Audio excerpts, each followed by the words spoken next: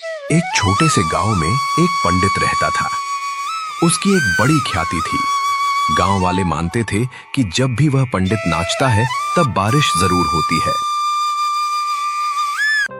जब भी गांव में बारिश देर से होती, खेत सूखने लगते और लोगों को चिंता सताने लगती, तो वे सब मिलकर पंडित को बुलाते और उससे नाचने की विनती करते। पंडित गांव के चौपाल में आता, आंखें बंद करता और नाचना शुरू कर देता। कुछ समय बाद संयोग से बारिश हो जाती और गांव वाले खुश होकर कहते, देखा, पंडित बाबा का नाच कभी खाली नहीं जाता। इन्हीं की वजह से बारिश आई है। धीरे धीरे गांव में तरक्की होने लगी। गांव के कुछ बच्चे पढ़ लिखकर बड़े शहरों में गए और वहां से वैज्ञानिक सोच लेकर वापस अपने गांव लौटे। जब उन्हें यह बात पता चली कि गांव वाले मानते हैं कि पंडित के नाचने से बारिश होती है, तो वे चौंक गए। एक युवक बोला, भाइयों, बारिश किसी के नाचने से नहीं होती। बारिश होने की एक वैज्ञानिक प्रक्रिया होती है। जब पानी भाप बनकर ऊपर जाता है, बादल बनते हैं और फिर ठंडे होकर बारिश होती है। कुछ गांव वालों को उनकी बात समझ आई, लेकिन कई लोग अभी भी पंडित पर भरोसा करते थे। कुछ महीनों बाद गांव में भयंकर सूखा पड़ गया। कुएं सूखने लगे, खेत फटने लगे और पानी की भारी कमी हो गई। गांव वाले घबराकर फिर से पंडित के पास पहुंचे। पंडित बाबा, कृपा कीजिए, आप नाचिए ताकि बारिश हो जाए। साथ ही गांव वालों ने उन युवाओं को भी बुलाया जो कहते थे कि नाचने से बारिश नहीं होती।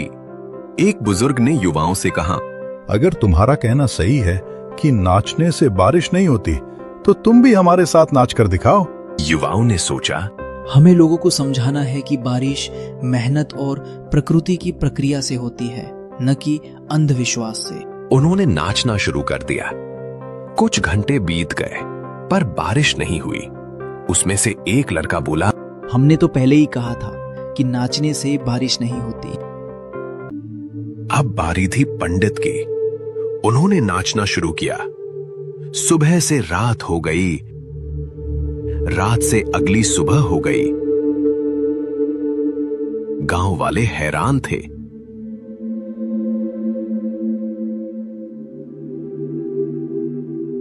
तब अचानक से बारिश होने लगी।